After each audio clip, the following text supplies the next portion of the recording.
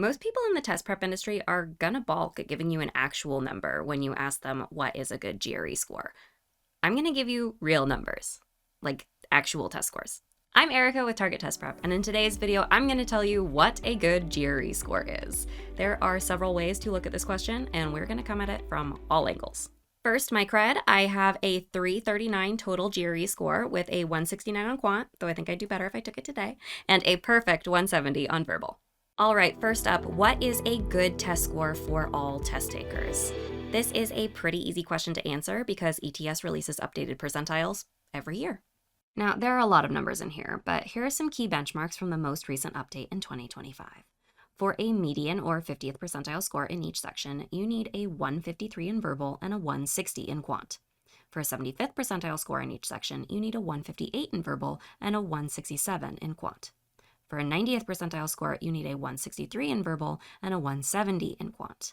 Now, 170 is the highest possible score, so that's as good as it gets for Quant. But Verbal is more differentiated at the top of the scale, where a 168 will net you a 99th percentile score.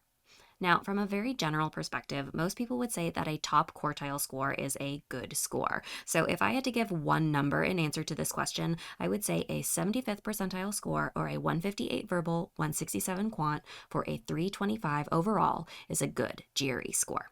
And if that's good enough for you, see ya, you can end the video here. But it's actually a pretty useless answer. So let's dig a little bit deeper and look at what is a good test score for specific programs. Just like ETS, many graduate schools also release score percentiles for admitted students on an annual basis as part of a class profile. Now, be careful when you do your research here. When possible, try to look at scores that are not just school-specific, but program-specific. Admissions offers are made at the program level, and as such, different programs at the same school will have different score percentiles. So as an example, admitted students in a math or engineering program will likely have higher Quant percentiles, whereas admitted students in an English or other humanities program will likely have higher Verbal percentiles. Similarly, scores will likely differ between master's and PhD programs, even within the same discipline. Most schools tend to release a few different score percentile stats. So a common one is going to be either average or median score, and then another common one is the score range for a typical student. So a common variation of this is the middle 80% of students, or the 10th to the 90th percentile. Now, as before, a 75th percentile is a typical target for a good score, or a score that makes a solid case for admission at a particular program. So at the MBA program at the University of Washington, where the median score is a 158 Quant, 160 Verbal, and the middle 80% of students score in the 154 to 168 range on Quant and 155 to 166 range on Verbal, a 75th percentile score is going to be somewhere between 158 and 168 on Quant and 160 and 166 on Verbal.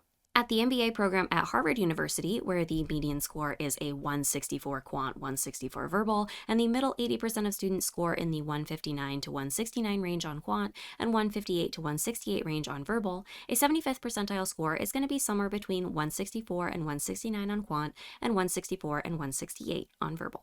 However, there are complicating factors here. It's important to consider that your test score is just one piece of a broader application picture. So while a strong test score can improve your candidacy, an average or even below average test score can be balanced out by the strength of other elements of your application. Conversely, even a top test score can't compensate for major gaps in other areas of your application. It's also worth weighing the impact of test optionality.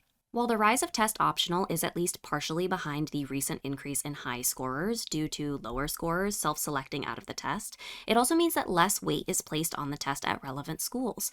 While a score on the lower end for admitted students may be a strong negative at a test-required program, it may not be as big of a deal breaker at a test optional program. At the end of the day, a good score is a score that gets you admitted, and the majority of students admitted to a program are admitted with a score below that 75th percentile number, or without a score at all. So that 75th percentile number at any given program should be more of an indicator than a cutoff. Which leads us to our next question. What is a good test score for you? What a good score means to you is going to be intensely personal, and not just because of which programs you're applying to, but because of where you're starting and how long you have to get where you're going. If you're starting with a 156 verbal, 166 quant, study for 4 months, and end up with a 158 verbal, 167 quant, that's maybe not a great score for you. A study timeline on the high end of average ideally would have netted you more than a 5 to 7 percentile point increase. On the other hand, if you're starting with a 153 verbal, 160 quant, study for 2 months, and end up with a 158 verbal, 167 quant, that's a much better score for you, up 22 to 26 percentile points from where you started with a study timeline on the low end of average. And then, of course, there are additional factors like how much time per week you can commit to studying, how much you're investing in resources like courses or tutoring, how easily solvable the specific issues costing you points are, etc., etc. But ignoring some of these complexities, Target Test Prep suggests that on average, GRE students tend to need about 3 to 4 months of studying to achieve a 10 to 15 point increase, and about 5 to 6 months of studying to achieve a 20 to 30 point increase, assuming around 16 hours of study per week in both cases. So a good score for you would look like an improvement along these lines.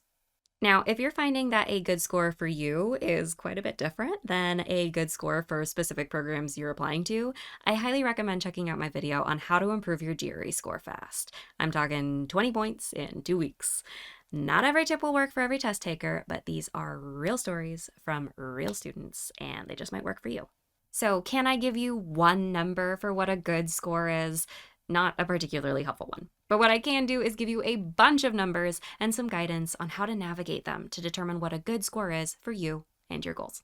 If this video helped you, give it a like and subscribe for more content like it. And if you have suggestions for future videos, please leave them in the comments.